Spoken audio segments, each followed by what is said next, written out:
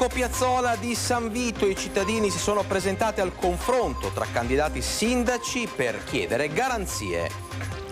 Duro attacco della Lega alla proposta di Elena Pavan sulla demolizione della scuola Bella Vittis. Elezioni, zonta al veleno, chi ci contesta dovrebbe fare prima autocritica. Condizioni gravi ma stabili per 3 dei 4 feriti a causa delle esalazioni della cisterna di Catrame. La DC propone un gemellaggio tra Bassano e Venezia per il potenziamento della viabilità.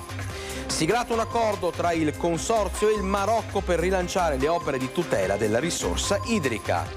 Domani l'addio a Giada Zanola, la 33enne gettata dal cavalcavia a Vigonza. Le reliquie del santo volano all'estero, riprende la cosiddetta peregrinazio. Un cordiale buonasera a tutti voi telespettatori, ben ritrovati al nostro consueto spazio dedicato all'informazione di Bassano e dintorni.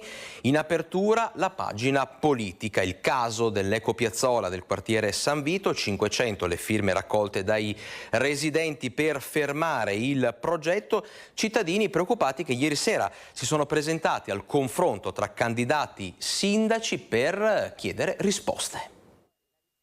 La questione dell'ecopiazzola di quartiere San Vito a Bassano è diventata un vero e proprio caso politico, soprattutto in questi ultimi giorni di campagna elettorale. Centinaia le firme raccolte dai cittadini, preoccupati non solo per la realizzazione del punto di conferimento dei rifiuti che dovrebbe sorgere nell'area di sgambamento cani, ma anche per la possibile sospensione della raccolta porta a porta. Ieri sera una delegazione di residenti si è presentata all'incontro con i candidati sindaco. Nella nostra petizione ci sono 4 punti chiave, 4 domande al futuro sindaco, che sono quelle di eliminare l'ecopiazzola dall'area sgambamento cani o giardino servito, di mantenere l'area verde e vincolarla come tale, di non eventualmente girava voce che qualcuno la voleva spostare, noi vogliamo che resti lì dov'è, e poi ovviamente la cosa forse più importante, che è implicita da tutte le altre 3, che non venga tolta la raccolta porta a porta dei rifiuti a Bassano, anzi in quartiere San Vito in questo momento, perché lì ci sarà l'ecopiazzola, ma è chiara la volontà dell'Etra di toglierla da tutto Bassano, obbligando i cittadini a portare la sportina nelle varie ecopiazzole che verranno piazzate in giro per Bassano. Questo è solo l'inizio. I residenti non hanno nessuna intenzione di mollare, chiedono ai candidati sindaco un impegno formale per bloccare la realizzazione dell'ecopiazzola. Ogni settimana 100-200 firme, quindi è più di un mese che andiamo avanti e continueremo ad oltranza fino a che questa storia non verrà definita come chiedono i cittadini del resto. E adesso vediamo quali sono state le risposte a questo tema dei 5 candidati a sindaco. Il vantaggio di un sistema di raccolta centralizzato ha senso vicino alle abitazioni se si può fare, ma non si può fare in alcuni posti e soprattutto non si può fare contro i cittadini, quindi la nostra posizione è contraria a questa impostazione, sia per San Vito sia per il quartiere 25 aprile. Sicuramente la zona che è stata identificata non è una zona idonea, in quanto è l'unico, il principale polmone verde del quartiere, quindi troveremo delle soluzioni alternative, perché questo ci chiedono i cittadini e questo un'amministrazione deve fare. Quale potrebbe essere secondo lei una posizione alternativa? Ma c'è tutta l'area attorno all'affincato, oppure assieme al quartiere identificheremo l'area migliore per questo tipo di compattatori. Qui si doveva innanzitutto e prima di tutto convocare un'assemblea di quartiere e affrontare per bene il problema, spiegare. Si parte sempre dall'analisi, la sintesi e la condivisione della scelta, per poi dare le motivazioni di una scelta più opportuna o meno opportuna. E questo è il problema, si deve prima di tutto fare un'operazione di condivisione con il quartiere. Ci sono stati momenti partecipativi nell'assemblea pubblica di San Vito a gennaio nel quale si è parlato di questo progetto, di questa proposta di Etra. Alla luce della mancanza di dimostranze e di argomentazioni o di contrarietà è stato recepito dalla Giunta il progetto proposto da Etra. In questi giorni ci sono state queste firme, queste voci contrarie, prontamente mi sono attivata presso Etra e è sospesa questa progettualità. Per me è fondamentale che i cittadini assumano attraverso il Consiglio di quartiere una posizione univoca e quello che emergerà verrà adottato come scelta da parte dell'amministrazione. È difficile poi immaginare una reale partecipazione dei quartieri quando ci sono delle assemblee, quando i quartieri non si sentono parte di una decisione. Per cui devono sentirsi parte delle decisioni, perché ad esempio sottrarre il porta a porta, pensiamo agli anziani, per le ecopiazzole, perché le ecopiazzole ci sono nelle città, però è più facile immaginarlo lì. Qui dove le distanze ci sono, è una cosa che va pensata e meditata però assieme. Queste le parole dei 5 candidati, chiaramente noi seguiremo l'evolversi di questa vicenda. Restiamo all'interno della pagina politica perché arriva un duro attacco del vice sindaco Andrea Zonta, candidato con la coalizione a sostegno di Elena Pavan, un attacco a chi critica il lavoro di questi ultimi 5 anni. Nel tutti contro tutti di questa campagna elettorale, una delle accuse che rimbalza da una parte all'altra del Brenta riguarda l'effettiva consistenza dei lavori pubblici realizzati dalla sindaca Elena Pavan. Al netto dei 2 anni di pandemia che hanno senza dubbio inciso, in molti sottolineano che le opere di questa amministrazione sono state poche, molte delle quali rimaste addirittura solo su carta. La risposta del vice sindaco Andrea Zonta, candidato a sostegno di Elena Pavan, è un boomerang verso opposizione e rivali. Probabilmente chi dice questo o dice il falso o non ha visto. Rispetto al quinquennio dell'amministrazione Poletto sicuramente abbiamo fatto molto di più, speso molto di più e molti più lavori. Se lo dice invece chi si presenta come candidato sindaco del centrodestra, gli ricordo che ha governato e sta ancora governando qualcuno. Altro capitolo caldo, anzi caro. Parliamo di consulenze, per le quali questa amministrazione ha speso oltre 400.000 euro. Le consulenze servono perché non credo che gli amministratori siano dei professori nelle varie materie, e per cercare di capire quali sono le soluzioni si trovano con consulenze esterne. Le abbiamo fatte, è vero, sul polo museale, sulla Mazzini, per parlare di lavori pubblici, le abbiamo fatte magari anche in ambito della cultura, perché? Perché servono. In questo caso, più di qualcuno potrebbe obiettare che di tecnici negli uffici comunali a disposizione ce ne sono, e ce ne sono anche tanti. E sul tema del PNRR e delle risorse limitate portate a casa da Bassano, Zonta replica così. A taluni dico, e qui parlo del centro-sinistra, che è facile parlare, poi bisogna però realizzare. A tali altri, e parlo del centro-destra, gli incaricati ai fondi europei, questo da incarico del sindaco, era l'assessore al bilancio. Chi sono stati gli assessori al bilancio dell'amministrazione Pavan? Marin e Vidale. Va sottolineato che in capo a tutto c'è e c'era la figura del sindaco che oltretutto sovrintende il lavoro degli assessori. Resta il fatto che adesso la parola va agli elettori. Duro attacco anche della Lega alla proposta di Elena Pavan sulla demolizione della scuola Bellavitis. Vediamo. Dalla coalizione di Elena Pavan arriva la proposta di un parcheggio multipiano da quasi 900 posti auto per la destra Brenta nell'area dell'attuale scuola Bellavitis, con conseguente demolizione dell'edificio. E qui il naso di molti si è storto, perché per la Bellavitis sono stati recentemente spesi soldi pubblici, e non pochi, oltre €500.000. 140.000 euro per i serramenti, 250.000 euro per il cappotto e poi soldi per l'efficientamento energetico, e chi più ne ha più ne metta. Insomma, siamo di fronte a un caso di spreco di denaro pubblico? Questa scuola è appena stata ristrutturata ed è appena stata ristrutturata dal punto di vista anche energetico, dell'efficientamento energetico. Quindi lì ci sono parecchi ragazzi che ci vanno, la scuola attualmente è un gioiellino in tutti i sensi e troviamo assurdo demolirla in questo momento per ricavare un park di 900 posti auto. E demolirla e quindi spostare il volume di questa scuola nell'area della parrocchia della Santissima Trinità, dove attualmente esiste un campo da calcio. Noi come lista ci siamo già mossi concretamente, che è un po' quello che ci premiamo di fare per la comunità di Bassano, quindi con delle mosse concrete, a parlare con chi detiene i diritti sulle aree in questione, nello specifico appunto il campo che veniva utilizzato per attività calcistica della Trinità. Abbiamo già avuto dei contatti con la parrocchia per capire quali sono realmente le loro intenzioni e capire appunto dal punto di vista di permessi, di tutto quello che può essere necessario realizzare in quella zona per dare supporto sia alle attività della comunità della Destra Brenta, ma anche poi essere di supporto per la comunità bassanese. Abbiamo già avviato anche dei contatti con gli scalabrini, dove in passato c'erano già dei progetti per la realizzazione di alcuni parcheggi. Roberto Marini intanto invita al voto e ribadisce: siamo noi la lista civica della città. Astensionismo, un pericolo che tutti i candidati si stanno impegnando a scongiurare.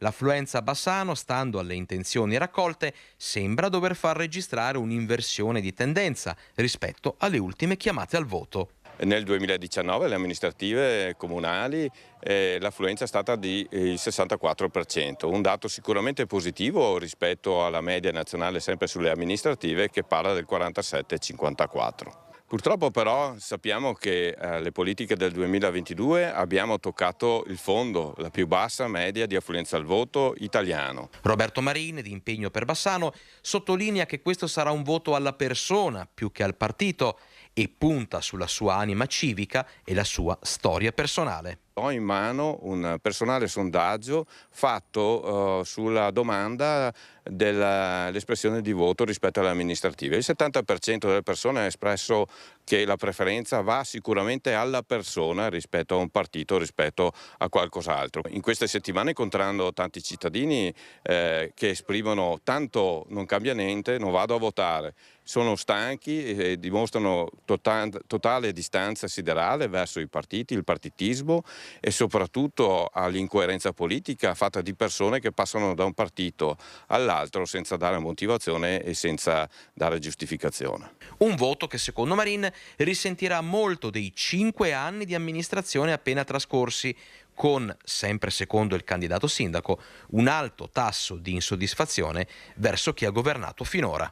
Perché i problemi della città non hanno un colore, devono essere risolti. La DC oggi lancia una proposta, una sorta di gemellaggio tra Bassano e Venezia. Vediamo di che cosa si tratta. La nostra proposta è un po' provocatoria, quella di un gemellaggio tra le piazze, Piazza Libertà e Piazza San Marco, perché ricordiamo noi siamo collegati storicamente a Venezia, quindi l'idea è di fare in modo che questo asse diventi un po', possiamo dirlo, l'ombelico del Veneto, ma in una situazione in cui Bassano è collegata sia a Venezia come a Trento, ma sia collegata a Padova, e che diventa un centro di connessione. E questo lo si deve fare con una metropolitana di superficie, che non si deve fermare a Castelfranco, ma deve allungare i binari e arrivare a Bassano, e deve essere questo il punto di situazione nevralgica in cui mettiamo in collegamento migliore il turismo, i lavoratori e gli studenti. La proposta della DC alle elezioni amministrative punta a rimettere Bassano al centro di un territorio, alla sua progettualità, alla sua capacità di guardare a politiche nuove e lungimiranti, una città che deve tornare ad essere cuore pulsante di un'intera area. E tutto questo passa anche attraverso il tema dei collegamenti viari e ferroviari. Se Bassano è l'8ª città del Veneto, perché non farne il punto di riferimento nell'asse nord-sud per la metropolitana di superficie veneta? Punto di domanda. Che si fermi a Treviso, comprendo, perché c'è l'interconnessione con Conegliano, Treviso, Belluno e quant'altro, ma tanto per intenderci, questo asse che ci collega verso Trento, lasciarlo deperire è quanto mai improduttivo. Bassano deve riaggiornare l'orologio anche delle richieste, deve rimettersi in moto per non rimanere fermo, ancorato magari a qualche promessa. Le promesse sono di solito un debito, bisogna andarlo a riscuotere. Viabilità, potenziamento dei collegamenti, temi che insomma un po' tutti i candidati hanno trattato in questa campagna elettorale che vi abbiamo raccontato e che continueremo a raccontarvi in vista dell'appuntamento con il voto di sabato e domenica. Adesso, chiusa la parentesi politica, la cronaca, condizioni gravi ma stabili per 3 dei 4 feriti a Galliera Veneta. Leggeri segnali di miglioramento, o perlomeno di non peggioramento, nelle condizioni dei 4 feriti ricoverati tra gli ospedali di Treviso e Padova, dopo essere rimasti intossicati dalle esalazioni della cisterna di catrame liquido all'interno dell'azienda di Galliera Veneta, Alta Padovana. Le condizioni dell'operaio al Cafoncello di Treviso sono in miglioramento. L'uomo è sempre ricoverato in terapia intensiva, ma a breve dovrebbe essere trasferito in un reparto di degenza. Dei 3 ricoverati a Padova, invece, 2 sono sempre in terapia intensiva e le loro condizioni sono molto gravi ma stabili. Per loro occorre attendere, sperando di avere segnali di ripresa. Il terzo uomo invece è in osservazione. Per lui i medici sono molto più ottimisti e si prevede una guarigione più veloce. Intanto proseguono le indagini, la procura ha aperto un fascicolo e gli accertamenti riguardano naturalmente il rispetto delle norme di sicurezza e del corretto utilizzo dei sistemi individuali di protezione dagli infortuni di questo tipo. Nel prossimo servizio parliamo di tutela della risorsa idrica e di rilancio delle opere.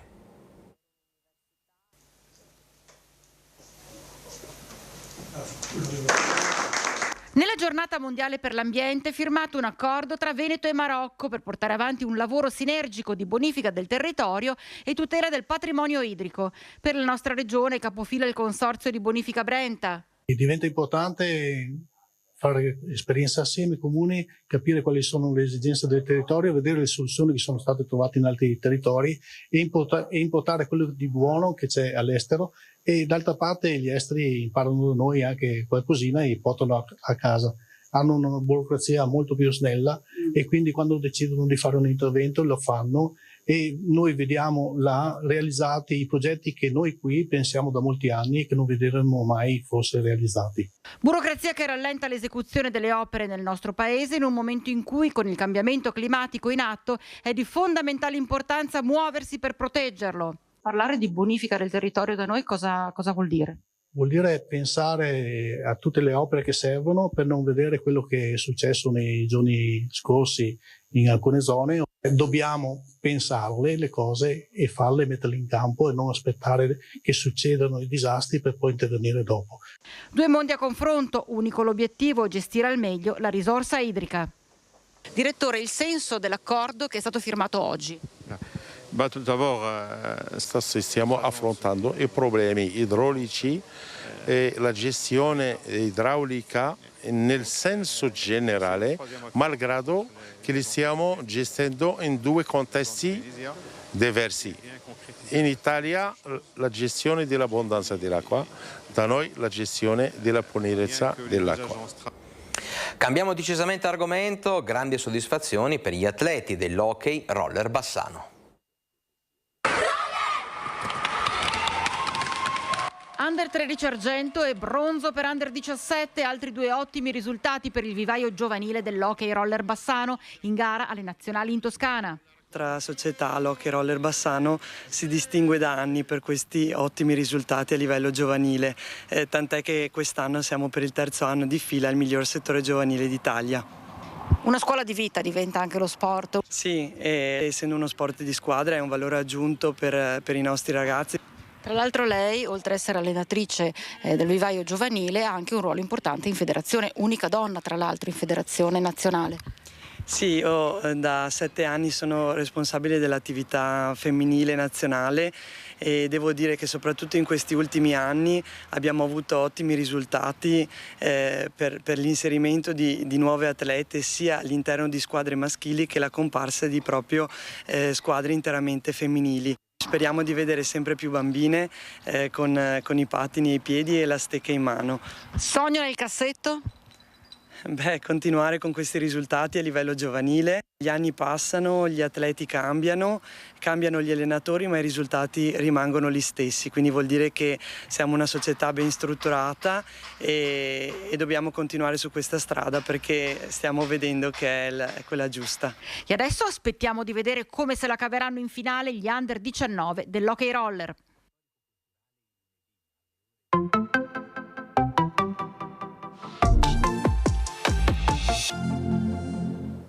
Domani i funerali di Giada Zanola, a Vigonza sarà lutto cittadino.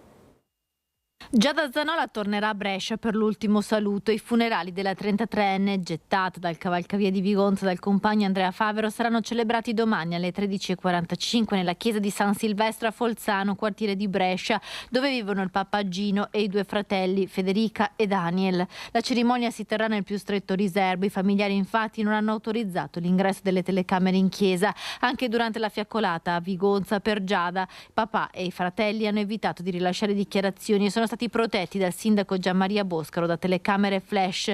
Alle esequie della giovane mamma potrebbero partecipare i genitori del compagno Andrea Favero, che si trova in carcere con l'accusa di omicidio volontario. Ieri Claudio, il padre del 38enne, durante il sopralluogo della polizia ha detto che vorrebbe partecipare. Penso di sì, adesso valuteremo. A Vigonza domani, in occasione dei funerali a Brescia, ci sarà lutto cittadino. Con un'ordinanza il sindaco Boscaro ha disposto l'esposizione delle bandiere a mezz'asta su tutti gli edifici comunali. La cittadinanza, le istituzioni e i titolari di attività commerciali potranno abbassare le serrande o partecipare al lutto nelle forme che riterranno opportune. Ieri, durante il sopralluogo nella casa di Via Prati a Vigonza, la scientifica e la squadra mobile hanno sequestrato PC portatili e molti reperti prelevati anche dall'auto della coppia. Ci avviciniamo alle celebrazioni del 13 giugno, intanto le reliquie del santo volano all'estero. New York negli Stati Uniti, Toronto in Canada, Melbourne e Adelaide in Australia. Le reliquie di Sant'Antonio, dopo lo stop imposto dal Covid, riprendono a viaggiare fuori dall'Italia. Si chiama peregrinazio. Ai frati vengono affidate diverse reliquie e loro le portano nelle comunità che le richiedono per avvicinare Sant'Antonio ai fedeli che per vari motivi non possono venire a Padova il 13 giugno. Il peregrinazio delle reliquie sono le reliquie di Sant'Antonio che vengono portate da un padre, vengono portate in varie parti d'Italia e anche d'Europa e del mondo. I fedeli cercano un contatto con Sant'Antonio e la reliquia offre la possibilità di un incontro fisico, reale, non virtuale. Tutti sappiamo che Sant'Antonio si può pregare da qualsiasi punto, diciamo, dove uno si possa trovare, ecco. Però le persone hanno piacere di avere questo contatto, chiamiamolo quasi fisico, con Sant'Antonio. Padre Mario in particolare andrà a New York e nel New Jersey portando con sé Sant'Antonio. Sant'Antonio, diciamo, andrà a visitare i suoi amici negli Stati Uniti tramite due reliquie. Una è una costicina di Sant'Antonio, una costicina che è molto vicina al cuore di Sant'Antonio, si chiama la costicina flottante, e poi avrà un'altra reliquia che sono invece della pelle di Sant'Antonio. La costola ha un significato particolare perché è stata venerata da Santa Lucia di Fatima e nel 2000 dall'allora arcivescovo di Buenos Aires, oggi Papa Bergoglio. Vengono qui, hanno piacere posare la mano, diciamo, sulla tomba di Sant'Antonio proprio per avere questo incontro. Per loro è come dare la mano a Sant'Antonio. La stessa cosa avviene con le reliquie è come se Sant'Antonio andasse a trovare queste persone. Le reliquie partiranno tutte in queste ore per tornare a Padova tra una decina di giorni. In prima serata il focus del nostro direttore Luigi Bacialli, ospiti Mario Bonavia, Renato Boraso, Roberto Caon, Isabella Dotto, Alessandro Manera, Aurora Pezzuto, Riccardo Poletto e Alberto Villanova. È davvero tutto, TG Bassano finisce qui, io come d'abitudine vi ringrazio per aver scelto la nostra informazione e vi auguro buona serata su Rete Veneta.